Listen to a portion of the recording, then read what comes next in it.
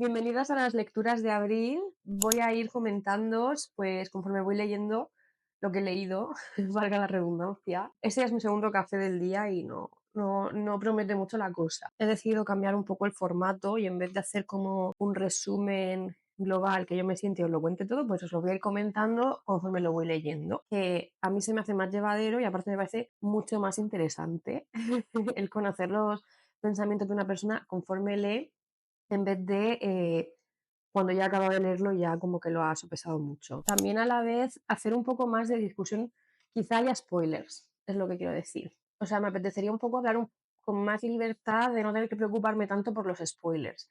Obviamente, si me meto de lleno en un spoiler, sobre todo en lo que se trata de ficción, lo aviso sin problemas, pero no sé, me parece más interesante hablar también de esos detalles que implican que ya hayas tenido que leer el libro o que ya sepas qué pasa en el libro, porque a veces es que lo de tener que hablar sin dar ciertos detalles se me queda un poco corto. Y yo aquí estoy a mis 33 rebelándome contra tener que ir con pies de plomo. Sin mayor dilación, el primer libro que ha acabado en abril ha sido Real Estate de Deborah Levy, que es un libro que ya había empezado en marzo y en concreto, de acuerdo a mi apunte superior, lo he leído del 30 de marzo al 6 de abril. Este ya es el último volumen de la trilogía autobiográfica que tiene Levi. Me leí los dos primeros, bueno, los releí porque ya los había leído durante un fin de semana y pues luego pasé a este. Pero es verdad, yo no suelo releer mucho, debería hacerlo más porque creo que me he convertido a adorar volver a sitios que ya conozco e encontrar otros aspectos del libro que en un principio no había visto, ¿no? Porque como siempre subrayo los libros en el libro, pues entonces veo lo que había subrayado entonces, lo que me había llamado la atención, lo que me llama la atención ahora. Y no sé, es una experiencia como súper bonita de reencuentro conmigo misma, pero con mi yo de hace varios años, que ya no soy yo. Pero bueno, vamos a hablar de Real Estate, que habiéndome acabado el libro todavía no he mirado cómo se llama en español, pero bueno, como siempre os pondré el nombre de la traducción. Deborah Levy es una autora hiperversátil. Ella ha escrito novelas, guiones, obras de teatro, etcétera, ¿vale? Y también pues se lanzó con la no ficción hace unos años y decidió cómo escribir una serie de libros de una manera muy íntima, ¿no? Sobre determinados momentos de su vida alrededor de una cuestión en común que tienen. El último que publicó hará 4 años, que ya es como que cierra el ciclo de autobiografías, y este se centra sobre todo en el año previo a cumplir los 60 años y cuando ya los cumple, y ella un poco preguntándose si alguna vez tendrá acceso a poder adquirir ese hogar ideal que ella tiene en su mente, una casa al lado del mar, con una chimenea, etcétera, un poco reflexionando sobre el haber sido reconocida a nivel internacional ya un poco más tarde en su vida, no cuando empezó a escribir a los 20 años, y un poco el ver, encontrar ese lugar en el que ya permanecer un poco desde la perspectiva de, bueno, ya voy teniendo una edad para ir pensando dónde me quiero quedar de manera más permanente, ¿no? Entonces era como que nos va llevando a lo largo de ese año a distintos sitios en los que ha ido viviendo. O sea, ha vivido en Londres, ha pasado a por un festival en Mumbai, ha vivido en París, ha estado en Grecia, etcétera. Es como un poco también una bitácora de viaje que nos va contando su último año de antes de los 60, ¿no? De pasar a esa década, ¿no? Donde yo creo que ya empezamos a pensar en esas personas que cumplen a partir de los 60 como gente de la tercera edad, ¿no? O sea, yo me acuerdo, hace ya varios años trabajé de profesora de inglés en un centro de mayores y la edad mínima de mis alumnos era de 60 años, ¿no? Entonces es como que ya los 60 ya supongo yo desde mi treintena, que es cuando el mundo ya empieza a cambiar un poco la visión hacia ti, ¿no? Y entonces ella reflexiona también sobre llegar a esa década de su vida pues sin pareja, habiendo pasado por un divorcio tan difícil, habla mucho también sobre nadar, porque le encanta nadar, y va reflexionando mucho también sobre la escritura y lo que es para ella la escritura y su función de escritora y de dónde saca un poco ese impulso de escribir y demás. Hay algo que es común en los tres libros, que es su identidad como escritora, ¿no? Ella es escritora ante todo y eso como que impregna mucho su vida. Y ya sea escribiendo diarios, que también los menciona, que ojalá algún día los publique porque tengo muchísima curiosidad por saberlo. O sea, saber lo que pone ahí, o ya sea un poco como ella afronta su vida, ¿no? Y como también pues el ser escritora es algo que le encanta y que ella siempre ha sabido que iba a serlo, pero que también pues la ha podido limitar un poco en cuanto a oportunidades en la vida. Estoy explicándome como si esto fuera hiper deprimente, pero de verdad que tiene como un toque bastante optimista en general, sobre todo la conclusión final a la que ella llega, que es, bueno, yo a mis hijas no les voy a poder dar una mansión de herencia, pero mi obra, mi arte es la herencia que ya van a recibir, tanto materialmente, porque bueno, pues están los derechos de autor y demás que los heredarán las hijas, como también a nivel mucho más emocional e intelectual de tener una obra que legar a alguien, ¿no? Y donde verse y poder verla a ella. Hice algunos apuntes que quiero compartir. Una cosa que me gusta mucho de este libro también, o de cómo ella plantea su autobiografía, es que para ella su vida no es solo hablar de, o sea, su autobiografía no es solo hablar de su vida. Voy a beber cafecito. Su vida no es solo hablar, o sea, escribir su autobiografía no es escribir solo sobre lo que a ella le pasa, sino que también incorpora en esa autobiografía a sus amistades y a su entorno y demás. Entonces, ya no es que tengas la sensación de conocer muy bien a Levi, sino que también terminas conociendo pues a sus hijas, a sus amigos más cercanos. Me parece tan bonito el decir mi vida es mi vida y la de la gente a la que quiero, que me conmovió eso mucho a lo largo de leerlo, ¿no? A lo mejor al escribir unas memorias pues se puede caer un poco en el egocentrismo. Me recordó mucho a este libro de Vivian Gornick, que no me acuerdo cómo se llama, pero para cuando edite esto ya lo tendré, que también es de corte autobiográfico y había un amigo en concreto que ella tiene que era maravilloso, divino y al final ya es que casi que le quita el protagonismo a la propia Gornick, o sea, ella se lo cede al amigo y te da la sensación de tú conocerlo tan bien que podría ser tu amigo también, ¿no? Y eso me gusta mucho, cuando aparecen las memorias o una autobiografía como el crédito a esas personas que componen nuestra vida, porque al fin y al cabo nosotros somos nosotros y las personas a las que queremos y a las que odiamos también.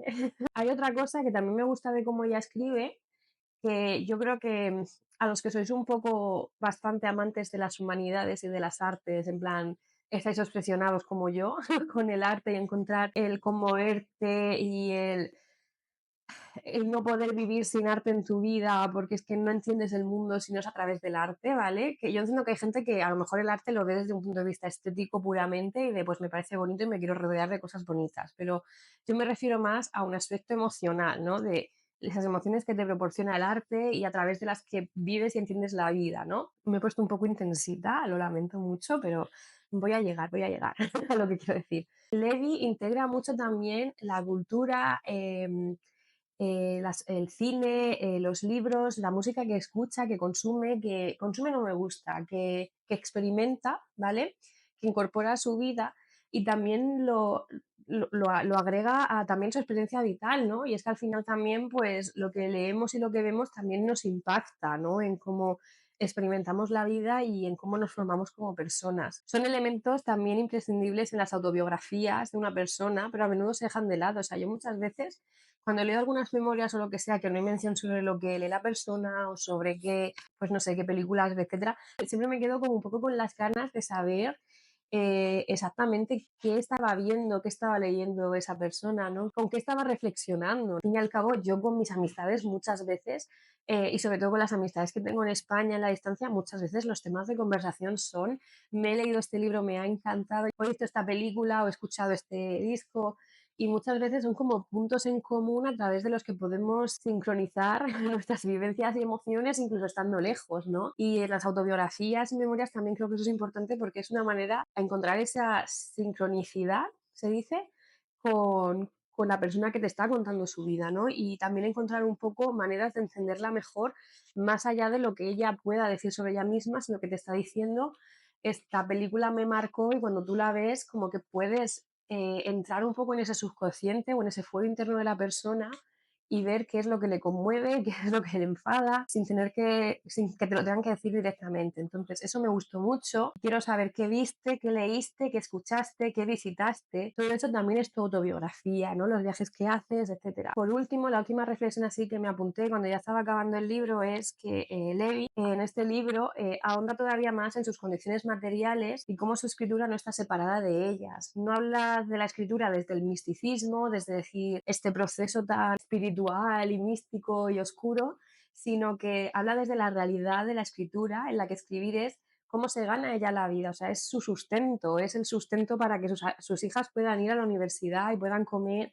y pueda pagar el apartamento en el que viven las tres. Pero claro, ese sustento a la vez, el haber seguido esa vocación de escritora, también tiene una consecuencia material para ella, y es que le impide poder comprar la casa de sus sueños porque, a pesar de su éxito, el dinero no es suficiente. Ella al fin y al cabo escribe un tipo de literatura muy específica, con mucho éxito, pero bueno, se gana un sueldo normal, de persona normal, ¿no? Agradezco esa honestidad y esa renuncia al glamour de ser escritora que tiene Levi, y que de verdad que te habla mucho de la escritura desde lo cotidiano y desde que es su trabajo, al fin y al cabo. Que probablemente ella escribiría aunque no tuviera que ganar dinero con ello. Yo creo que sí, pero, pero creo que aquí también se va a entender que a lo mejor escribiría de otra manera, o a lo mejor no tendría que preocuparse por otras cosas. Me gustó mucho, quizá no tanto como el primero de su autobiografía, ya lo digo, pero igualmente, o sea, me pareció espectacular. Leer a Levi, por favor, leed su no ficción, su autobiografía, porque es una capacidad de introspección maravillosa, pero a la vez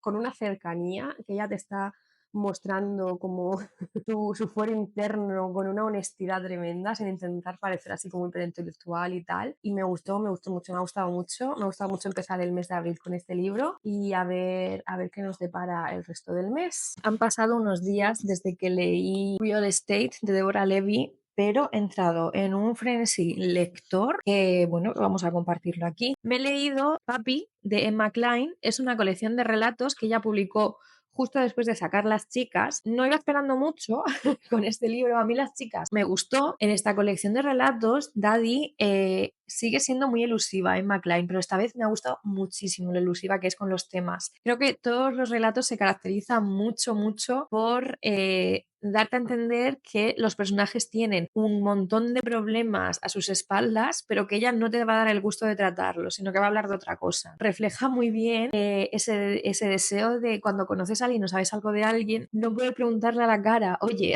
¿has hecho tú esto? Pero tener que ir a lo mejor recabando por otros lados, porque preguntar a la cara a veces pues es un poco de mala educación, y que esa persona no quiere hablar del tema y estos personajes no quieren hablar del tema. Hay, por ejemplo, un relato de una chica que está en una clínica de rehabilitación. Podemos asumir que es por adicción al no por, pero en ningún momento se dice exactamente, se dejan así caer algunos detalles, pero nunca se sabe a ciencia cierta porque ella ha acabado allí, y ella en ningún momento te lo va a decir. Esa forma de plantear los relatos me encantó, me pareció súper interesante el no dar los detalles que la audiencia quiere, sino irte por las ramas y decir, ahora te voy a hablar de otra cosa, cariña. Y se me hizo muy entretenida la lectura, yo que soy rara consumidora de colecciones de relatos, porque me cuesta ser constante, y me cuesta a lo mejor leerlos a un ritmo que no se me olvide lo que estoy leyendo y que los disfrute, pero que no me los trague así todos de golpe y que se me haga un lío en la cabeza y no sepa qué estoy leyendo. Creo que si tuviera que hablar de un tema que me interesó mucho, que trata de manera como bastante recurrente en varios relatos, es el de estos padres que han estado pues de manera más o menos activa en las vidas de sus hijos, no se han matado tampoco, pero bueno, tampoco han sido padres ausentes, han hecho lo que tenían que hacer, por decirlo así, lo que se esperaba de ellos, y ya está.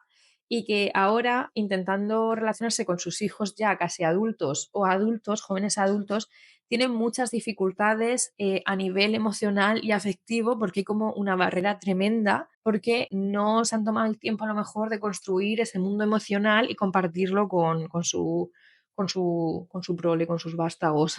Emma Klein lo escribe con muchísima sutileza, en ningún momento entra en el momento reproche y demás, sino que simplemente te presenta con esa situación, con esa historia muy real, muy cotidiana de padres que no se entienden con sus hijos e hijas e hijes, y este grupo que no se entiende con sus padres, ¿no? Y hay como un rifirrafe y una tensión constante en la que parece que están hablando idiomas distintos. Papi, de Emma Klein, Daddy, me lo leí en inglés. El inglés es muy accesible en caso de que os interese ese tema, si lo queréis leer, y me gustó. Y hoy terminé El mar de la tranquilidad de Emily St. John Mandel.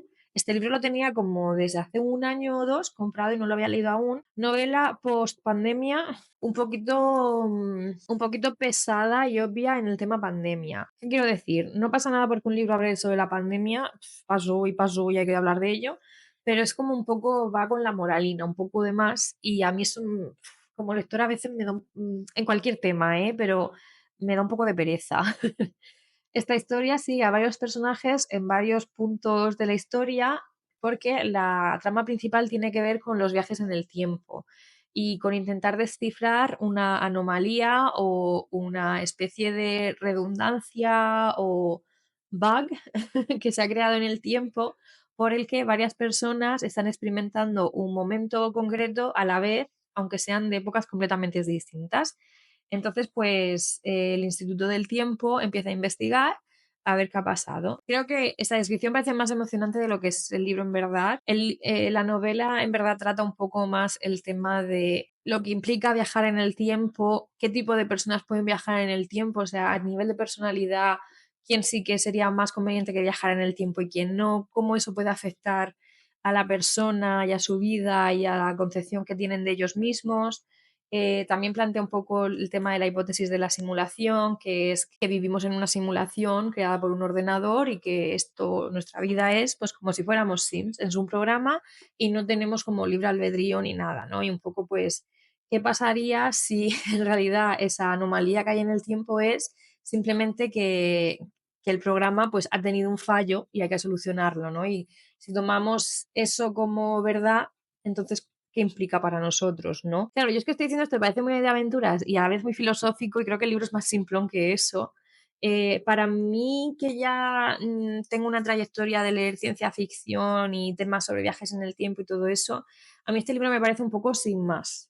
Ahora bien, que tú te quieres leer un libro de ciencia ficción o de ficción especulativa, pero te da pánico ese género literario porque te parece hipercomplejo, enrevesado y quieres seguir siendo una chica de literatura contemporánea arraigada en la realidad, pero tienes un poco de curiosidad, este libro creo que te va a gustar, porque es un libro bastante realista, pero que no pretende hacer más, pero bueno, que tiene esos toques, ¿no? Hay una cosa que sí que me rechinó un poco, que me suele desagradar de los libros estos situados en el futuro, y es que, vale, estás hablando de un futuro dentro de 200 años, pero te llevas problemáticas actuales a nivel social, etcétera, directamente tal y como son a dentro de 200 años. Por ejemplo, hay una autora que está haciendo una gira por la Tierra, su tiempo es 200 años con respecto a nosotros, ¿no? Y entonces sigue teniendo el mismo problema de que le pregunten a con quién has dejado a tus hijas, qué suerte que tu marido se haga cargo de ellas,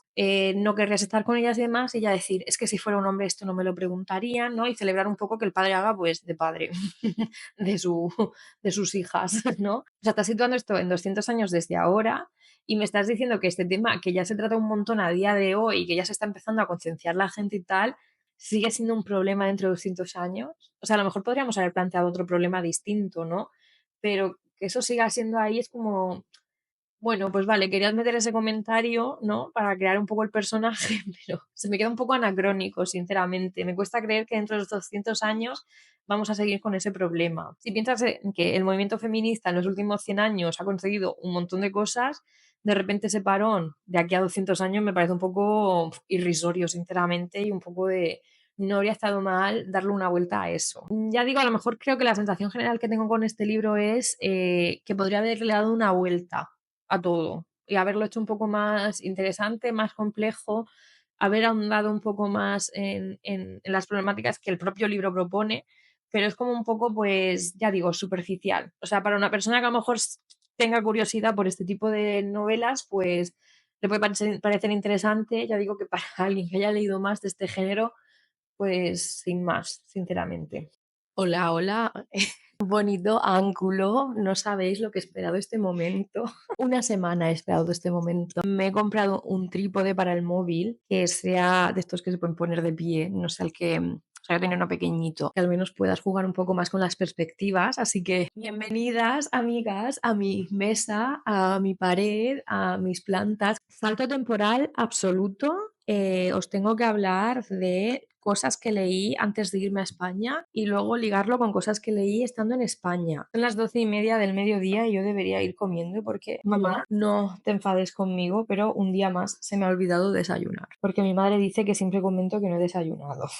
Lo que os comentaba, pequeño salto en el tiempo, estoy de vuelta en Viena. Antes de irme no hablé de los libros que me había terminado antes de irme, así que bueno, pues os voy a hablar ahora de Carol, de Patricia Highsmith, o El precio de la sal, que es como se publicó originalmente. Esta novela se publicó a principios de los años 50 bajo seudónimo, porque es una historia de amor entre dos señoras lesbianas que pues tienen que cumplir un poco con los roles de la sociedad y pues buscarse pretendientes o casarse o tener hijos y tal, y que aún así pues el impulso vital que una tiene es siempre más grande que el impulso social, así que pues terminan enamorándose, vaya. Patricia Highsmith lo tuvo que publicar bajo seudónimo y creo que por lo que he entendido leyendo la introducción y tal, tuvo bastante éxito. Es decir, ella recibió bastantes cartas de gente diciéndole, ay, me has ayudado mucho, gracias por escribir esta historia y tal. Ahora comentamos. Patricia Highsmith es, bueno, era una autora conocida mundialmente por el talento de Mr. Ripley. Yo he visto la película y me he visto la serie de Netflix, pero no me he leído el libro, la verdad. Pero bueno, pues dio el puntazo con esa trama. La verdad es que la historia de Mr. Ripley, pues muy chula. Carol en su momento tuvo éxito, creo. Y luego ya en los años 80 ya lo publicó, pues como ella, con su nombre verdadero, diciendo, que esto lo he escrito yo. Entonces, pues os voy a hablar un poco de Carol. La historia en sí de Carol no tiene nada en especial. Mi humilde opinión es una chica que trabaja en unos grandes almacenes, va una clienta muy... Claro, es que yo ahora estoy pensando en la película que no he visto, pero yo estoy pensando Rooney Mara trabajando allí y que de repente se le aparezca Kate Blanchett y a quién no le tiemblan las piernas al ver a Kate Blanchett aparecer con el pintalabios rojo, con su rubio, con su porte, con su saber estar y con su elegancia y ser una persona que es que está por encima del resto de la humanidad en cuanto a belleza y magnetismo, ¿no? Entonces, pues bueno, imaginaos a Carol así.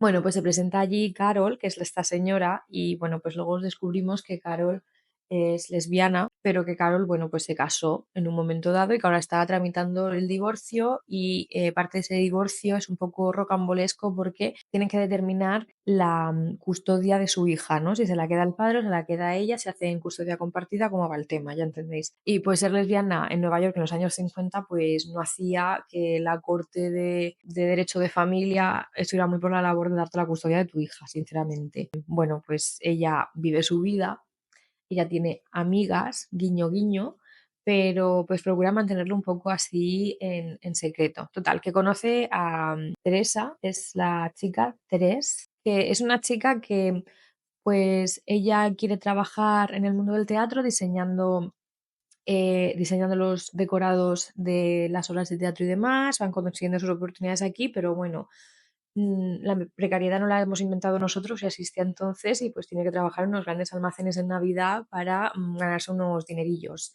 Entre tanto, pues va conociendo a personas, a chicos con los que sale y eso. Esto es interesante porque mi amiga Irene de la guía Vintage en Instagram y TikTok hizo un vídeo el otro día hablando de cómo en Estados Unidos, en esta época, estaba como muy bien visto que tú pues salieras con varias personas del sexo opuesto para ver qué tal, para ver el mercado de qué iba la cosa, que tú que te casaras con la primera persona que salías estaba un poco como, chica, no has hecho aquí muy buen estudio de mercado. Todo dentro de el ser pues recatada y nada carnal, pero vamos, que tuvieras varias citas, ¿no? Yo eso no lo sabía, pero cuando lo dijo dije, anda, como en Carol, ¿no? Porque hablan como con mucha ligereza del tema de las citas. Irene siempre maravillosa, en fin, fuente de sabiduría siempre ella, de esta época de Estados Unidos, porque principalmente pues es lo que investiga ella. En fin, que me estoy yendo por las ramas. Teresa sale, bueno, Teresa, pero vamos a llamarla Teresa porque me sale Teresa, la verdad. Está saliendo con un chico que yo ahora no me acuerdo de su nombre, pero que el chico es que también te digo una cosa, sin más, es un poco simplón, o sea, un poco básico, ¿no? Y Teresa espera más de la vida y conoce a Carol y aparte de que espera más de la vida, se da cuenta de que a ella es que le gustan las mujeres, que en sus 19 lozanos años no ha tenido la oportunidad de poder planteárselo y ahora se ha enamorado locamente de Carol, es que le fascina, es que es magnética. Y Carol, pues, tiene más experiencia que Terés, pero yo creo que Carol mucha experiencia enamorándose no tenía. La historia es básicamente su relación, cómo tienen que llevar un poco de cuidado, porque Carol, que no es muy cuidadosa, he de decirlo, pues tampoco puede permitir que su marido se entere, Teres un poco diciendo, me quiere, no me quiere, ¿no? Teres con su buen apego ansioso y Carol con su apego intermitente o como se llame, ¿no? De ahora sí te quiero, ahora no tal.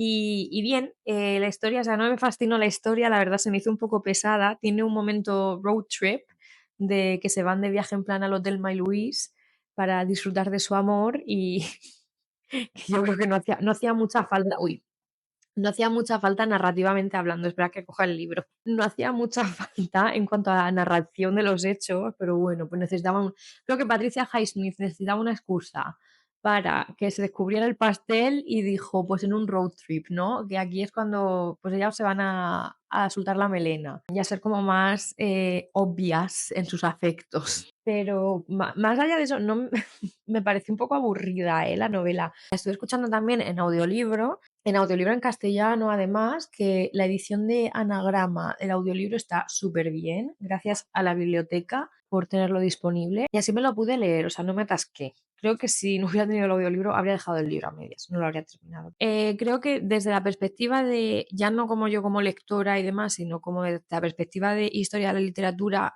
esta novela es importante. ¿Por qué?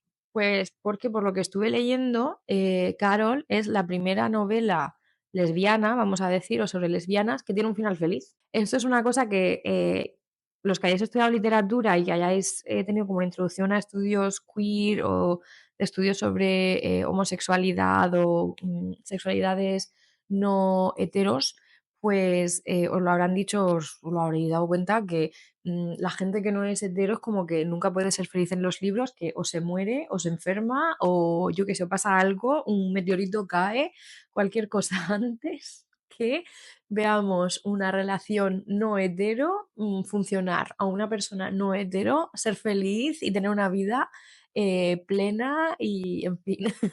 Y esta novela pues parece ser que rompe un poco con eso. Creo que Patricia Highsmith como que no era muy consciente, no sé, eso ya no leí mucho la verdad, no me informé ya además, quien esté haciendo un estudio sobre la representación de lesbianas en la literatura, pues aquí la tenéis, la primera novela, al menos en lengua inglesa o en Norteamérica o en Estados Unidos. La verdad es que ya no os sé afinar en eso. Fatal por mi parte, la verdad, pero bueno, si os interesa mucho, buscadlo vosotras. Pero bueno, pues aquí lo tenéis, la primera novela, voy a decir de Estados Unidos, ¿vale? No me voy a pillar yo ahí los dedos. La primera novela de lesbianas con un final feliz, gracias a Patricia Highsmith, una señora un poco complicada, ¿eh? No sé, no...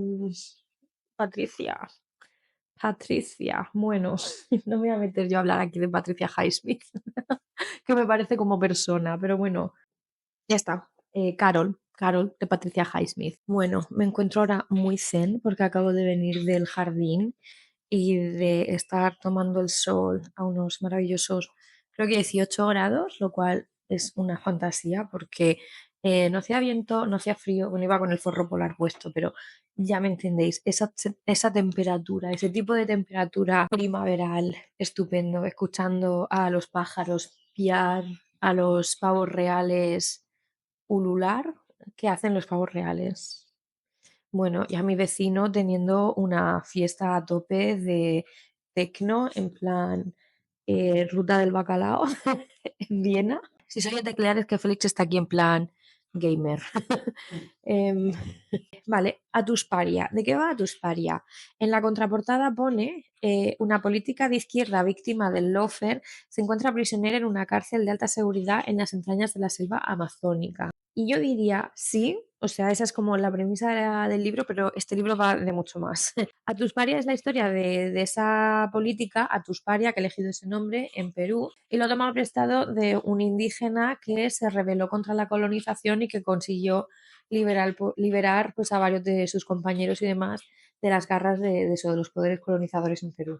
La historia, pues es la de Atusparia, es verdad, pero Gabriela Wiener nos lleva como por un recorrido de la creación de esta persona activista, de esta política y nos enseña un poco sus claroscuros, ¿no? Y pues en vez de mostrarnos que es un ser de luz, pues nos muestra que es como una persona pues normal, con sus altos y con sus bajos, con su lado más oscuro, con su pasado y que luego pues se reconvierte un poco en el activismo, sobre todo por los derechos de las poblaciones indígenas en Perú. Se divide la historia como en varias partes de la vida de Atusparia. La primera, que creo que es como la más interesante, es la de cuando ella es pequeña y va a un colegio que está financiado por la URSS justo en medio de la Guerra Fría, y es un colegio pues muy soviético donde aprenden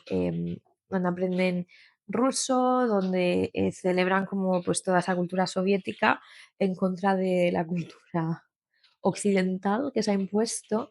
Creo que eso pues fue como muy interesante, ¿no? Cómo ella adquiere esos valores, y luego de trasfondo te va hablando un poco de lo que fue la dictadura de Fujimori, aunque no lo llega a mencionar como tal, pero bueno, te va mencionando pues eso, te va hablando un poco de la dictadura de Fujimori, las consecuencias que tuvo, ¿no? Te hace referencia a pues a Lima, de lo que pasaba en Lima y tal, pero siempre centrándose un poco en la vida suya como niña que va a ese colegio y como chica adolescente que posteriormente, cuando el colegio se cierra, termina viviendo en un barrio pues relativamente marginalizado, no me acuerdo ahora si en lo que era Lima o fuera de Lima, cómo eso también le afecta, cómo el barrio se empobrece, ¿no? Ante la falta de un centro de educación que sí que tenía antes, y creo que ahora, hablando así en voz alta, el tema principal es la educación en este libro, o sea, la importancia de una educación no solo a nivel de conocimientos y tal, que sí, pero también una educación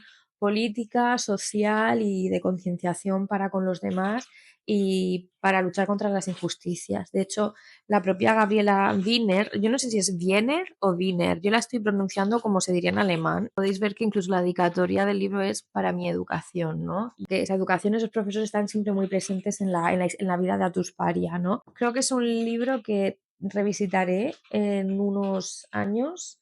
Me apetece como releerlo y sacarle un poquito más de cosas, porque creo que en esta primera lectura es como que me enteré ya de qué pasaba, así que me alegro de haberme lo comprado en formato físico. Creo que también otro dato interesante del libro es que incluye como también breves biografías de personas que han luchado por los derechos de la población indígena en Perú, y también me gustó mucho que mezclara géneros de escritura, o sea, es todo como un poco la biografía de una persona, pero luego pues incluye informes, incluye cartas, incluye artículos periodísticos y de opinión y tal. Y eso, Atusparia de Gabriela Wiener, lo recomiendo mucho y ya digo que me lo releeré en algún momento para poder disfrutarlo de nuevo de una manera distinta, porque creo que el libro se presta mucho a eso. Estoy en casa de mis padres porque nos hemos venido a ver la Semana Santa aquí. Yo hacía como 4.000 años que no la veía, pero bueno, Félix nunca la había visto en todos los años que llevamos juntos y hemos pensado que era una buena oportunidad, y así veíamos también a la Sobri. Aquí estamos en lo que viene siendo el dormitorio de invitados. Seguimos con la libretita. He de decir que le he cogido como un montón de cariño a esta libreta y me queda ya poco, y cuando se acabe pues va a ser otra vez el trauma de ver qué libreta elijo de las 4.000 que tengo. No pensemos cosas feas. Cordero carnívoro de Agustín Gómez Arcos. En enero leí Ananó por primera vez. Leí a Gómez Arcos por primera vez leyendo Ananó, y creo que os puedo decir ya sabiendo cosas que si vais a empezar a leerlo, empezad por este, porque Ananó es 1.000 veces mejor. Dentro de un mundo en el que el único escritor que existiera jamás fuera Gómez Arcos, pues este libro estaría regulero y Ananó sería una obra maestra. Pero como ese mundo no existe, voy a seguir diciendo que esto me parece un muy buen libro, y es que Ana no, madre mía, favorito del año. Yo no sé si Ana no va a ser mi favorito de este año. No, no lo sé. Es que estoy leyendo muy muy bien este año, ¿eh? A lo que iba. Cordero carnívoro. ¿De qué va este libro? Well, digamos que Agustín Gómez Arco escribe esta novela, que es su primera novela, ya habiendo tenido experiencia como dramaturgo y demás, y viviendo en Francia, porque sus novelas están escritas en francés originariamente, y las escribe desde mucha rabia, o sea, que comprendo que está más que justificada y que no hay otra forma de sentirse al respecto, contra el franquismo y contra cómo coarta las libertades y las vidas de las personas. En esta novela, Gómez Arcos nos presenta con una familia burguesa de Almería que después de la guerra civil como que han perdido mucha posición social y han perdido mucho dinero también por una serie de circunstancias que se revelan como en el punto álgido de la novela, ya casi al final. Y hay un poco una situación, Casa de Bernarda Alba, que yo no me he leído, que me tengo que leer, me lo leeré pronto. Pues eso, hay una situación un poco Casa de Bernarda Alba en la que la madre dice que todos encerrados en casa, en un casoplón que tienen en Almería. Ella como que deja un poco de lado el cuidar de sus tierras y tal, porque es una señora terrateniente que ha heredado mucha tierra y muchos trabajadores de esas tierras, lo cual me recordaba un poco a los santos inocentes, pero desde la otra perspectiva y no de los señoritos fascis, sino desde señoritos que existirían, que existían, que eran republicanos, y ella como que encierra a toda la familia, pues se crea como un ambiente muy enrarecido, tanto en cuanto a olores, que se puede casi oler el interior de esa casa a través de las líneas de la novela, como en cuanto a relaciones, ¿no?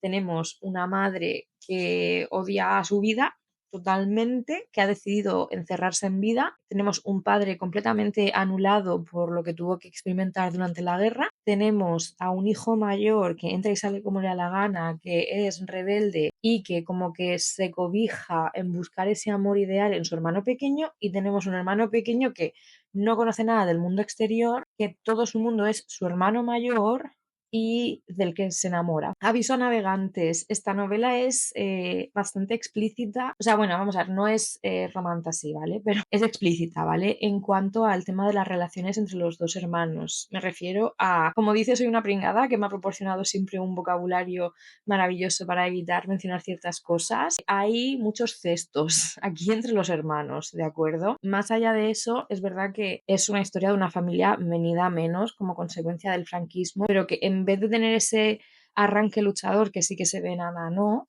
aquí es como una familia que pues ha perdido los privilegios y se ha encerrado completamente. Me parecía muy interesante, mientras que leía, comparar la figura de la madre campesina de Ana No con esta madre burguesa del cordero carnívoro. Si digo cordero, si digo cordero asesino, disculpadme porque, porque chica, no sé, a veces se me cortocircuita un poco el cerebro. Pero lo que yo estaba diciendo, me ha parecido muy interesante, ya habiendo leído Ana No, comparar esa madre campesina a la quien le han arrebatado esa vida que ella buscaba a través de la familia y la comunidad, ¿no? Al quitarle a sus hijos y a su marido, compararla con esta madre burguesa, esta madre pues que quizá por la educación que sí que recibió tenía mayores aspiraciones y que el franquismo en cierto modo frustra completamente. Y también se ve un poco pues cómo para esa madre campesina, para Ana, sus hijos eran su mundo, eran su eh, razón de ser, y para Matilde, la madre de esta novela, es como que sus hijos suponen una frustración, un impedimento, una pérdida de un futuro, sobre todo con el hijo menor que ya sí que nace dentro de lo que es la dictadura. Mientras que Ana es mártir por lo que le hace el franquismo a ella, ¿no? Matilde busca ser mártir a través del nacimiento de su último hijo. Hola Félix, ¿qué tal? Bueno, Matilde busca como ser mártir a través de su hijo, es decir, como una performance de ese martirio, y de hecho le crea gran odio hacia él el ver que es un niño normal, que es un niño que no tiene los problemas ni es sujeto de esa monstruosidad que ella busca, por la que querría haberse ido a Lourdes y haberse puesto de luto. Como que es interesante ese martirio impuesto por la pobreza y la guerra y lo que hace el no tener dinero durante la dictadura, ¿no? Y que ella haya perdido a su familia, y ese martirio que Matilde busca impostar un poco cuando ella sí que se ha podido permitir pagar que su marido volviera con ella, que sus hijos se mantuvieran con ella, puede hacer un poco lo que le diera la gana también, ¿no? Porque a ella nadie la vigila. Creo que es interesante comparar esas dos figuras maternas en las dos novelas. Primero Gómez Arcos como que ahondó en la madre burguesa, ¿no? Con cierta rabia, y luego volvió a esa figura de la madre en Ana No, con la madre campesina, la madre obrera.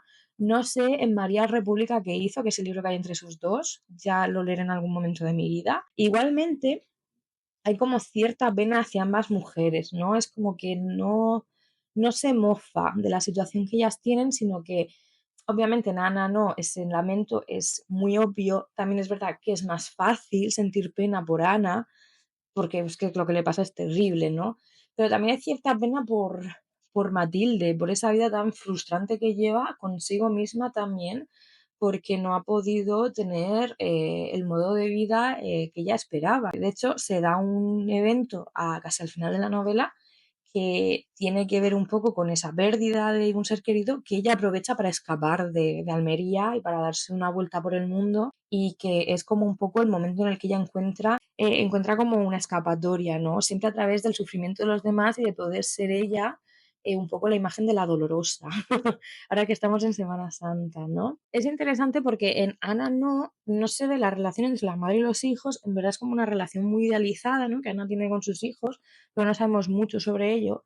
Pero aquí sí, y tenemos un hijo que detesta, que odia a su madre. El hijo menor es que no la aguanta. Y creo que también es un poco obra de ese reflejo que ella tiene en el niño de este niño es el culmen de toda mi frustración, es el niño que ha nacido encerrado, es el niño que me podría haber dado una razón de ser que es cuidarlo, pero no me lo ha permitido porque está perfectamente sano. Ese niño como que constantemente rechaza a esa madre, ¿no? Como que creo que representa muy claramente ese odio que la propia Matilde tiene hacia sí misma. Vosotras ya sabéis que yo siempre voy a barrer hacia relaciones maternofiliales porque es lo que me va. Así que en el cordero carnívoro es lo que tenía que hacer. Y hay un pasaje que me apunté que Matilde le dice al niño, que ya no creo que se llama Ignacio al final, que me pareció súper interesante porque fue como un vuelco tremendo el decir, wow, es que Matilde no odia a Ignacio, es que Matilde se odia a sí misma y es como que no sabe querer a Ignacio de otra manera que no sea a través de ese odio, ¿no? Y entonces ella dice, puede que tengas la semilla de anarquía que esperaba encontrar en ti. A lo mejor destruyes lo que más odio, el orden, que me ha comido viva. No eres mi hijo, eres yo misma. El amor que siento por ti no es fácil, ni para ti ni para mí, pero es mayor que cualquier amor conocido, aunque no lo entiendas. Y es como que es un amor que viene mucho de la identificación de esa madre con ese hijo, ¿no? Con esa contradicción que ella siente entre ese amor y ese odio hacia la vida que tiene. Me ha parecido muy interesante la novela. Creo que si no sabéis por dónde empezar por aquí, porque el Cana no está escrito superiormente, pero esta madre me ha parecido mucho más interesante precisamente por ese amor-odio constante y esa dificultad a veces de poder explorar los sentimientos propios a través de nuestra prole, ¿no?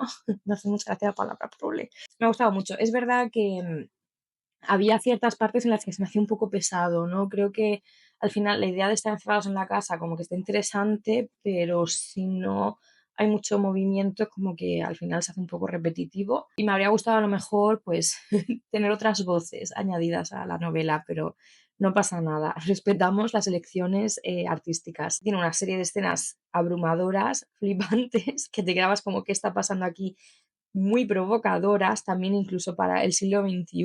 Ya digo que el tema de la relación entre los hermanos, que no le he hablado porque no sé cómo hablar de ella, es qué estoy leyendo en este momento, o sea, qué incómodo leer eso de verdad. Como buscando amor te aferras hasta a relaciones que van contra natura, ¿no? Por así decirlo. Esas son mis reflexiones sobre Cordero Carnívoro. No voy a poder decir el nombre bien del tirón. Ya digo que si pudiera hablar sobre las relaciones entre los hermanos y tal, lo hablaría, pero es que no sé cómo hacerlo, así que os habéis quedado con un análisis sobre la figura materna en el cordero carnívoro. Vale, hola de nuevo. El siguiente libro que he leído después del Cordero Carnívoro, que de hecho hoy estamos a 27 de abril, pues lo acabé esta semana. Es que esta semana he leído mucho, ¿vale? Es Poeta chileno de Alejandro Zambra. Tengo la impresión como que poeta chileno estuvo en todos lados el año pasado y que de repente ha desaparecido y no sé si es porque todo el mundo se ha leído ya poeta chileno o porque si estamos siendo víctimas de los ciclos breves de popularidad de las cosas en este día tardo capitalista. Félix se va a cargar el teclado a este paso, de verdad. Me va a salir volando una tecla a mi ojo directa. ¿Qué decir de poeta chileno? Antes de deciros de qué va, quiero hacer un preámbulo al respecto. No me imaginé que iba a disfrutar tanto un libro. Bueno, no me imaginé primero que iba a acabar leyendo un libro sobre paternidades y no me imaginé que me iba a gustar tanto, tanto, tanto, de verdad, y que me dejara con ganas de leer más al respecto, dijo la feminista radical. que el feminismo no odia a los hombres. O sea, que me está haciendo gracia esto porque ya sabéis que yo soy un poco de meter el dedito en la llaga con mi humor. Pero ya me entendéis, ¿vale, amigas? No voy a explicar yo aquí teoría feminista para los incels. ¿De qué va poeta chileno? O mejor dicho, ¿de qué no va? Quizá el encanto de poetas chilenos que lo empiezas a leer y no sabes a dónde va a ir la historia porque no hay una historia clara, ni mucho menos. Simplemente lo que hay así central es Gonzalo y Vicente, que son padrastro e hijastro, y su relación y no relación a lo largo de la novela. Gonzalo conoce a Clara cuando son adolescentes, tienen una relación breve, la cosa no va más, se separan y al cabo de los años se reencuentran. Y entonces Gonzalo, en ese reencuentro, pues se entera de que Clara tuvo un hijo con León, que es un señor, pues, que la verdad es que es un padre que sin más, o sea, es que no hace nada el señor, o sea, es un padre muy ausente, hace lo mínimo que es hacerle caso a su hijo de vez en cuando, sin pasarse tampoco. La mayor parte de los cuidados caen en Clara, ¿no? Gonzalo, en cuanto conoce a Vicente, que es un niño que está muy apegado a su gato, a Oscuridad, y que es un niño yo creo que bastante curioso, ¿no? O sea, yo nunca he estado rodeada de niños pequeños, al ser la pequeña de mi familia, pero me da la impresión de que es un niño de estos que tú conoces y dices, este niño nació siendo ya viejo, ¿sabes? Que creo que le añade más encanto al personaje de Vicente, ¿eh? No lo digo como algo malo. Bueno, pues Gonzalo pues se queda como fascinado con Vicente y enseguida como que asume de muy buena gana el rol de padrastro, ¿no? El rol de pues esa figura paterna que se encarga del niño, aunque ese niño ya tiene un padre. Y lo que sigue después es pues Gonzalo siendo esa figura paterna para Vicente, Vicente, que ya es un niño que tiene conciencia de las cosas, que él sabe quién es su padre y demás, pues también aprendiendo a colocar a Gonzalo dentro de ese cuadro familiar y un poco también cómo la relación entre el propio Gonzalo y Clara, la madre del niño, pues también afecta esa relación entre padrastro e hijastro, ¿no? Hay un tema muy recurrente en la novela, que creo que es como el tema principal, que es precisamente ese de las paternidades, qué hace alguien padre de alguien, qué se puede esperar de un padre, se puede exigir, ¿no? De ese padre, de esa figura paterna. Una de las primeras discusiones que hay sobre este tema, que a mí me pareció muy interesante, es sobre la palabra padrastro, que como dice Gonzalo, es una palabra que en español suena horrible, que es una palabra que también se relaciona pues, con los padrastros de los dedos, con esas heridas que nos salen en los dedos que son muy molestas, que se pueden infectar y demás, y que no es una palabra para nada agradable, pero que aún así, pues mira, hay que usarla porque esa es su función, o ese es su rol para con Vicente, y él no quiere renunciar a ese rol, no quiere ser solo un amigo o el novio de su mamá, sino que quiere ser alguien en la vida de Vicente. Tiene más interés en Vicente que en Carla al final. ¿La ha llamado Clara todo este rato? Creo que no. Bueno, si la ha llamado Clara, si la ha llamado Clara, hasta ahora se llama Carla la muchacha. Y volviendo a lo que está diciendo, esto también se contrapone un poco con esos padres biológicos que no están, que no actúan como, es que ya no es que actúen como padres o no, es que no actúen como persona presente en la vida de un niño, de una niña o un niño. El caso quizá más doloroso para Gonzalo no es el de León, que es el padre de Vicente, que pues ahí va el hombre, sino que es el de el Chucheta, me lo tuve que apuntar, que es su abuelo, es el padre de su madre, que es un señor pues que es muy viva la Virgen y que pues se ha rejuntado con media ciudad de Santiago, ¿no? De Chile. Y pues nunca se ha hecho cargo de su descendencia, pero que sin embargo la madre de Gonzalo siempre va detrás de él, siempre lo echa en falta, siempre busca su amor y entonces como que a raíz de esto Zambra hace una reflexión sobre esos padres que están ausentes, que no están ahí, pero que de vez en cuando pues aparecen, se llevan 4 besos de sus hijos y cuentan batallitas, ¿no? Y añade, esto creo que me pareció muy interesante, ¿no? Como plantea un poco esa paternidad Zambra. Dice, el Chucheta entendía la paternidad de esa manera y contaba con la aprobación generalizada de un mundo en que enamorar y embarazar a mujeres a diestra y siniestra funcionaba como un prestigioso método probatorio de la hombría. Es decir, ya no es solo que sea una cuestión individual de estar tú presente en la vida de tus hijos o no, sino que es como un rasgo muy de sociedad patriarcal el hecho de decir, bueno, tú no tienes por qué hacerte cargo de los hijos, siempre va a estar doña señora a la que has dejado embarazada para que se haga cargo de ellos y tú pues haz lo que te dé la gana. Me parece muy acertado y muy interesante que Zambra pues señale a esas paternidades no existentes o rechazadas, vamos a decir, son celebradas dentro de un sistema patriarcal porque es como, bueno, claro, ¿cómo te vas a hacer cargo de todos estos hijos si tú eres un semental? Tienes que ir extendiendo tu semilla por el mundo.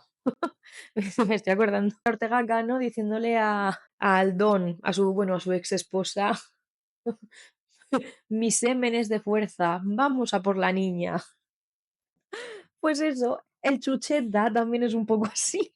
Y bueno, y entonces, claro, Gonzalo se va comparando con estos padres y es interesante ver cómo él se intenta reafirmar diciendo, como que es interesante ver como que él tiene cierto concepto de inferioridad porque no es el padre biológico de Vicente, pero como a la vez quiere decir, bueno, pero soy el padrastro y eso es importante, y aunque la palabra sea horrenda, pues hay que defenderla, ¿no? Y creo que es muy humano el sentir ese anhelo por ese vínculo, pero saber que el hecho de que no haya un vínculo de sangre entre vosotros puede ir en detrimento de la construcción de ese vínculo a nivel social. Es decir, pues la gente siempre va a considerar a León más padre de Vicente, aunque no esté tan presente, que Gonzalo, que es el novio de la madre de Vicente, por mucho que Gonzalo haga una función más paternal que León. Y Vicente, él mismo, ya digo que es un niño muy interesante, porque no lo representa como un niño así que está perdido. O sea, Vicente sabe muy bien qué función tiene cada adulto en su vida. Vicente, en un momento dado, me apunté que él usa la palabra padrastro para referirse a Gonzalo, pero dice Zambra, necesitaba, sobre todo, aclarar que ese hombre no era su padre, más que reafirmar ese vínculo con Gonzalo. Creo que eso también es interesante, el cómo Gonzalo, en ese intento de querer ser padre de Vicente, es rechazado por Vicente como padre, porque a lo mejor Vicente no quiere que Gonzalo sea su padre, porque para empezar ya está León, y porque a lo mejor la figura que él tiene asociada al padre, que está basada en León, en su propio padre, pues a lo mejor no es una figura positiva que él quiera transmitir hacia Gonzalo, sino que con Gonzalo quiere crear otro vínculo, algo quizás más bondadoso o más positivo que el ser padre, de acuerdo a lo que Vicente entiende que es padre, como su padre es León, suyo. He tenido un momentito Mariano Rajoy ahí, ¿eh? Empezando una oración y perdiéndome a mitad de ella. No tengo así mayores anotaciones de poeta chileno, es verdad que, bueno, pues se tratan más temas como el de la poesía y todo eso. Para mí es verdad que el que más destacó fue este tema, ya digo, del tema de la paternidad y de la padrastroidad. Zambra como autor escribe precioso, tiene muy buen tiempo cómico, por así decirlo. No es que te vayas a reír a carcajada limpia, no creo que sea la función del libro, pero a veces al querer darle un cierto patetismo o aire patético a los personajes, pues hace gracia, ¿no? El extremo al que los lleva. Y creo que también si te gustan novelas con personajes muy bien construidos, que tienen su historia detrás y que te parecen casi incluso como personas reales, creo que Poeta Chileno es muy buena opción porque la labor que pone Alejandro Zambra en darnos la información y las biografías de los personajes implicados me parece excelente. O sea, cómo consigue integrarlo dentro de lo que es la historia sin que te sientas que te ha sacado por completo para contarte pues cualquier historia, pero valga la redundancia, sino que es como que viene a cuento, pero aún así es que estás conociendo a cada personaje de manera individual y tienen como su autonomía dentro de la historia. No sé, leeros Poeta chileno que merece mucho la pena. Poeta chileno, muy bueno el libro. Ah, bueno, me equivoco, ahora ya no lo voy a cambiar. Bueno, antes de poetas chilenos, que esto me lo he organizado mal Goodreads, bueno, da igual. Cuando me acabé el Cordero Carnívoro, dije, necesito leer algo que me haga salir de este pozo oscuro en el que me encuentro. Y entonces en una mañana, así de cortito es el libro, me leí Las gratitudes de Delfín de Vigan. De Delfín de Vigan yo ya me leí Nuestra parte de noche, que me gustó muchísimo, muchísimo, muchísimo. A mí todo lo que sea relación madre e hija. Y sobre todo si tiene cierto grado de complejidad, pues yo me lo zampo, no me escondo, soy así de cosas de chicas. Es la historia de una señora con demencia senil o Alzheimer, ahora no más Alzheimer. Abandone todo, ¿de qué todo? Alzheimer, Alzheimer, idiomas, querida, aprende. Tiene un proceso degenerativo que afecta, pues, en este caso, primordialmente al habla, pero luego también a la memoria. Y está contada desde el punto de vista de su vecina, que a la que pues crió como si fuera su nieta, porque tenía una vida complicada y pues ella le abrió las puertas de su casa y tal, y tienen un vínculo muy estrecho, es decir, son prácticamente familia, siguiendo con lo de Zambra, estas familias sin vínculos de sangre, pero familias al fin y al cabo en los cuidados y el trato. Y ese es uno de los puntos de vista. Y el otro punto de vista es el de el logopeda, que se encarga de trabajar con esta señora para que el proceso de pérdida del habla no sea tan rápido. Bueno, empieza todo con que la señora, no me preguntéis el nombre porque no me acuerdo ahora, pero bueno, esta señora es ingresada o internada en un centro para mayores porque pues no se puede valer por sí misma, y ella se obsesiona o tiene como un poquito la espinita clavada, más bien es más correcto decir eso, de agradecer a una familia que la acogió cuando durante lo que asumo que era el régimen de Vichy, es decir, durante la invasión de los mostachones en Francia, y bueno, que perseguían a personas judías, incluyendo a la familia de esta señora y a esta señora. Y entonces una familia que no la conocía de nada la acogió y la crió durante un tiempo de su vida, y eso pues hizo que se salvara y eso hizo que se librara de ser enviada a campos de concentración y demás, y bueno, pues pudo sobrevivir. Y luego su tía vino a recogerla y ella hizo vida y nunca supo nada de esta familia, siempre quiso agradecerse, ¿no? Y es como que ella tiene esa espinita clavada. Y el libro pues es muy cortito, ya digo, pero es una historia de cómo ella quiere poder agradecer, quiere al menos poder contar con dar las gracias a esa persona y no irse de este mundo sino sin poder agradecérselo. Y a la vez pues vamos adentrándonos un poco en ese proceso degenerativo de pérdida del habla, de pérdida de la capacidad de expresarse a una misma, de la pérdida incluso de la identidad propia que no podemos ya generar a través del lenguaje porque hemos perdido ese lenguaje. Es una historia tierna, breve, que va a lo que quiere contar. El final me parece un poco cursiloide, he de decirlo, ese último capítulo por ahí, pero bueno, supongo que The Vegan estaba ya como vamos a dar esto un final feliz, que no lo puede tener porque, bueno, pues un proceso degenerativo de ese tipo pues es una desgracia siempre. Bien, me gustó. No es nada se opone a la noche, pero creo que voy a desistir en que Vegan escriba otro nada se opone a la noche. Pues nada se opone a la noche fue el señor libro que ya escribió, y los demás pues están bien, supongo. No sé, las gratitudes del fin de Vegan. Lo recomiendo, se lee rápido. Vale, después de ese entonces cuando leí Poeta Chileno, y luego cuando me acabé Poeta Chileno me tomé en serio leerme ¿Cuál es tu tormento? De Sigrid Núñez. Dos amigas que hace mucho tiempo que no se ven. Una de ellas tiene un cáncer que pues tiene pinta de ser incurable, ha pasado por quimioterapia y se ha cansado y ha dicho que se acaba, que ella ya no quiere seguir adelante con esto, y ha decidido comprar unos medicamentos para ella poder consumirlo y así poner fin a su vida cuando ella considere y de una manera pues que es digna, que me parece un tema muy interesante en un país donde la eutanasia no es legal y aparte hay muchas discusiones sobre pues la muerte digna y tal. Creo que es un tema muy interesante a tratar. Y bueno, y ella en ese proceso pues dice, yo esto no lo puedo hacer sola, necesito tener a alguien al lado, y le pide a su amiga que la acompañe en ese proceso, ¿no? Esa es la historia. En esa trama pues vamos descubriendo cosas sobre los personajes. Yo tengo varios vídeos en este canal hablando de Sigrid Núñez, hablando en concreto de El amigo, que me lo leí en noviembre del año pasado, pudiera ser, a raíz de ver la película de Almodóvar de La habitación de al lado. ¿Cuál es tu tormento? Es la novela en la que se basa esa película. Uf, es que todo lo que no me gustó de la película es este libro. Mi reseña en Goodreads, de hecho, fue Sigrid Núñez se me hace de un cuesta arriba que ni que estuviera escalando el Everest. Y yo ya os digo que soy persona tristemente sedentaria, aunque es mi culpa ser así de sedentaria. ¿Qué me pasa con Sigrid Núñez? Que no me gusta cómo escribe. Period. Es que no tengo mucho más que añadir. Yo ya aviso de que es que no me gusta cómo escribe esta señora. Me parece de una pesada. Una de las cosas que me da mucha rabia cómo escribe Sigrid Núñez es cómo describe a los personajes femeninos que no entran dentro de la perfección de feminismo que ella considera. Me explico. Por ejemplo, está hablando de una señora catedrática haciendo una presentación y Sigrid tiene que decir que es que esta señora sabe perfectamente que con ser intelectual no basta, que se tiene que hacer apetecible a los hombres y atractiva, ¿no? Como riéndose de ella, y es como, ¿quieres dejar a la pobre señora en paz? Es como un comentario como un poco desfasado ya, ¿no? Como que eso ya se ha superado, y Sigrid Núñez sigue viviendo en cuando el colectivo este de Witch nombró Miss Universo a una cabra para reírse del certamen de Miss Universo. Pues chica, ok, eso estaba bien en los 60, 70, pero a día de hoy, 2020, que publicaste esto, pues ya no tanto. Digo yo, no sé, señora.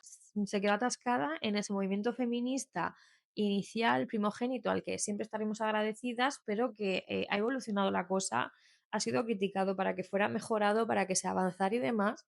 Y no sé yo por qué seguir escribiendo sobre eso cuando es que ya se ha superado esa conversación. Leer a Sigrid Núñez para mí es como leer a esas autoras que escribían en los años 70, pero leyéndola en 2020. Es que me parece que está muy pasada de onda, sinceramente. No hay un flujo orgánico de la narración, es muy burda la forma de introducir los temas. Por ejemplo, hay una parte en la que hay una conversación entre una hija y su padre sobre pues cuando falleció la madre. Entonces esa hija le echa en cara al padre que se volcó 100% en la madre y que ya se quedó como huérfana de padre y madre y tal. Pero es como, pueden, o sea, quiero decir que tu labor como escritora, que se considera que escribe bien, creo que una parte de escribir bien es saber introducir esos temas de manera que no sea como, bueno, pues ahora me va a echar el rollo sobre este tema porque ya apunto en una libretita que esto lo quería tratar y no sabe muy bien cómo hacerlo, así que toma una conversación que no viene a cuento, es que es eso. Y no solo eso, es que además me resulta una autora hiperrepelente, por ejemplo.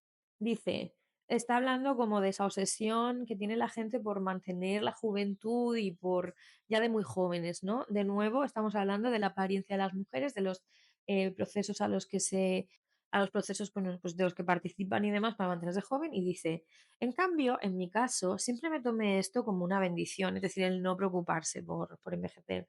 Una juventud abrumada por el conocimiento pleno de lo triste y doloroso que es envejecer, yo no la consideraba juventud en absoluto. ¿Qué te damos? ¿Un aplauso, Sigrid, por haberte saltado los cánones de belleza? O sea, es que es súper pick me, de verdad.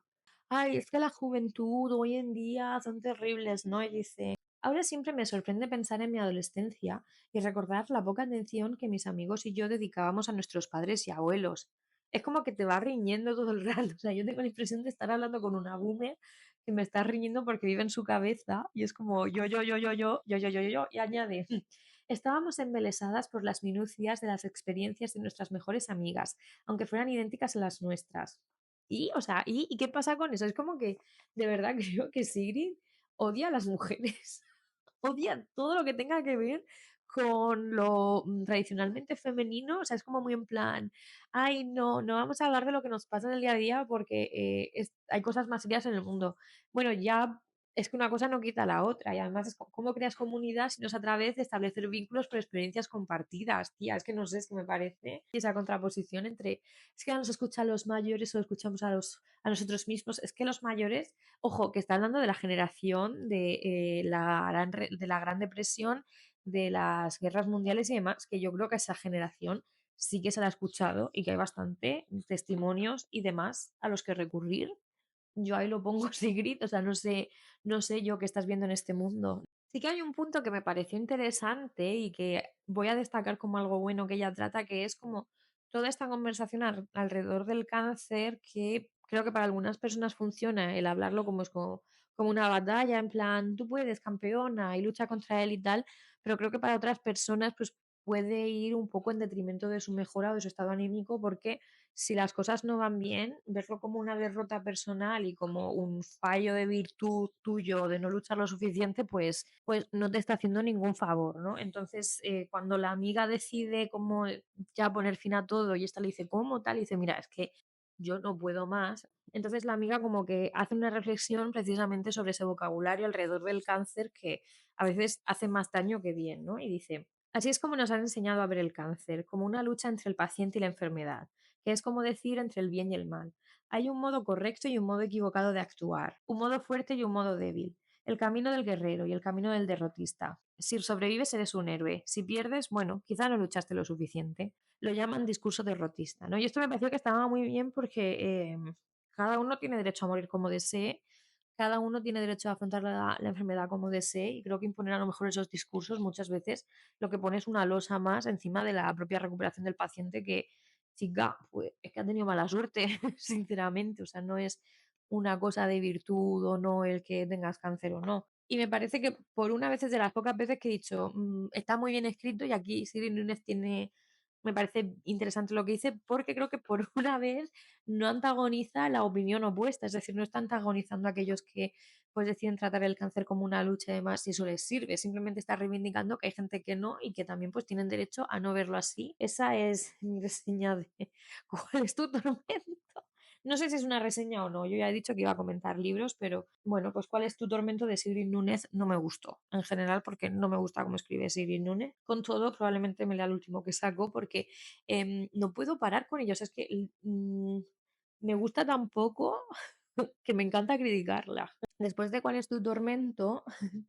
Quise leer La casa de Bernarda Alba de Federico García Lorca porque nunca la he leído, ni nunca he visto ninguna representación, o sea, a estas alturas ya sé de qué va, obviamente, pero a raíz de leer el Cordero Carnívoro y ver esa madre que se encierra y esa casa que es una cárcel y tal, pues me acordé de La casa de Bernarda Alba y quise leerlo. Esta es la última obra de teatro que Lorca escribió antes de ser asesinado y tirado en la cuneta para que nunca más se vuelva a saber de él y a día de hoy su cuerpo no haya sido hallado y ni el de las personas que pues tiraron con él al borde de la carretera. La casa de Bernarda Alba se centra en una familia hecha o formada por mujeres. Bernarda Alba es la matriarca, han perdido al padre y ella está de luto y se niega a dejar que sus hijas pues sean libres y vivan sus vidas, porque para ella el standing social es mucho más importante que el amor o las pasiones y tal. ¿Qué pasa? Que hay un hombre por ahí rondando la casa que es el pretendiente de la hija mayor, que la hija mayor pues gasta moneda porque su padre le dejó una buena fortuna y pues eso, está este chico rondándolo, pero las otras hermanas empiezan a ponerse celosas porque pues ellas también quieren esa atención masculina que no la van a tener nunca porque Bernarda pues las espanta totalmente y aparte pues las tiene un poco dominadas, maltratadas físicamente y tal. Y bueno, pues la cosa se va un poco de madre porque una de las hermanas se lía con este hombrecito, otra que querría haberse liado con él se lo echa en cara y lo desvela en plan, pues si yo no puedo, ahora se va a enterar todo el mundo. La hermana que se iba a casar con este hombre se queda un poco así trastocada en plan, ¿qué ha pasado? Y Bernarda pues se le va un poco la cabeza y sale con la escopeta y a una de las hermanas se le ocurre decir, bueno, que lo ha matado. Y en ese último acto pasan cosas. Os voy a dejar sin hacer spoiler a los que no os lo hayáis leído, pero en fin, es un poco desmadre. Nunca mejor dicho. No tengo mucho que comentar sobre la casa de Bernarda Alba, sinceramente. Creo que os la leáis como mínimo. A estas alturas no voy a hacer yo un análisis de Federico García Lorca y de lo genial que es. Sí que diré que Bodas de Sangre, siempre en mi corazón, me parece mucho más precioso que La casa de Bernarda Alba, lo disfruto mucho más. El vocabulario de Bodas de Sangre, la simbología de Bodas de Sangre me parece superior, creo que Bernarda Alba no lo tenía. También porque por lo que estuve leyendo, pues la casa de Bernarda Alba como que parece marcar el inicio de una transición que García Lorca habría querido hacer dentro de su teatro, aunque un teatro más realista, más de la gente y tal. Y es verdad pues que Bodas de Sangre es como más místico y eso. La trilogía, ¿no? De Mujeres Tristes de Lorca, Bodas de Sangre, Yerma y Bernarda Alba, pues ya la tengo completada. En el vuelo de vuelta a Viena me empecé, y ya esa noche me lo acabé, Luciérnaga de Natalia Litvinova, que ha ganado el premio Lumen de novela, creo, el año pasado o este año. ¿De qué va Luciérnaga? Comienza con la infancia de la autora en Bielorrusia. Ella nace en el año en que el accidente de Chernóbil tiene lugar. Habiendo leído Voces de Chernóbil de Svetlana Alexievich y habiendo visto la serie de Chernóbil de HBO, que por cierto, cogen muchas historias de Svetlana y luego no le dieron ningún crédito, siempre lo diré. Me pareció interesante o curioso leer la vida de una persona que vivió en esa zona después del accidente, ¿no? Y cómo pues, su día a día como niña se ve afectado por tener que saber qué es la radiación y por verse siempre, pues, por verse siempre atravesada, nunca mejor dicho, por ese tema y por esa constante preocupación de la comida que estamos ingiriendo viene de la zona de la radiación, la gente no tomándoselo en serio, etcétera, y esa sensación constante de peligro de como me pille la lluvia, me voy a poner mala porque esa lluvia pues está contaminada y demás, ¿no? Y es un poco esa historia hasta que la familia al final decide emigrar a Buenos Aires, que es donde ella ya se cría y bueno, pues esta autora es bielorrusa barra argentina, supongo, o al menos escribe en español desde Argentina. La novela me gustó, no me fascinó. La primera parte, que es la que cuenta esa infancia en Bielorrusia, es quizá la más interesante, la más... Creo que es como la más trabajada. Me da la impresión de que es como la parte que ella tenía muy clara de la novela. Luego hay una segunda parte que es como un diálogo con su abuela, que es como mucho más onírico, y no solo con su abuela, sino con señoras que viven con su abuela, que es mucho más onírico, no se sabe si ocurre de verdad o no, pero es como un poco recuperar esa voz de la abuela de Bielorrusia en una zona rural, una persona que pues no está al tanto de lo que ha pasado en el día a día, pero que los acontecimientos pues mundiales, globales o regionales pues le afectan igualmente, como puede ser pues que una central nuclear pues tenga un accidente de esa envergadura, ¿no? Es como pueden no enterarte, pero es que la radiación va a llegar igualmente, ¿no? Esa parte estuvo bien también, ya digo que va como desinflándose un poco y cuando llega la tercera parte, que ya es la vida de Natalia en Buenos Aires, de niña, cuando ya emigran y eso, creo que fue una combinación, o sea, no creo que estuviera mal escrita esa parte, simplemente es que la primera parte es tan interesante y la segunda es tan encantadora que llegar a la tercera es difícil mantenerlo. Como me pilló que ya quería terminar el libro, pero estaba muy cansada y ya lo estaba leyendo con un ojo cerrado y el otro entornado, pues creo que no le hice ningún favor al libro en ese sentido, así que no me atrevo del todo a juzgar la tercera parte, que es que se me mezclaba entre estar despierta y dormirme y volverme a despertar y seguir leyendo y eso, así que por lo general está interesante. Me gusta leer estos libros que a lo mejor pues no son súper sesudos o súper profundos, pero que cuentan historias y vivencias que hemos de recordar, ¿no? Como puede ser por las infancias afectadas por Chernóbil, que a lo mejor pues no escuchamos tanto las consecuencias a la larga de ese accidente, no solo las más recientes o las que pasan inmediatamente, sino qué pasa con la gente que se queda allí, porque no todo el mundo pudo irse de la zona, evacuarla ni nada. Luciérnagas de Natalia Litvinova. Estuvo bien, ha estado bien. Ya no puedo hablar, me he puesto ya al día. Yo no sé ya si el mes se va a acabar con este libro, por si fuera el caso. Espero que hayáis disfrutado de este viaje por las lecturas de abril. Quiero para mayo repetir este formato, pero quizá hacerlo más estilo blog, es decir, llevaros conmigo conforme leo, no solo hacer los resúmenes sentada. Vamos aprendiendo, ¿no? Probando cosas nuevas y esas cosas. Nos vemos la semana que viene con un vídeo normalito del día a día y dentro de un mes con otro vídeo sobre lecturas y cositas diversas. Chao.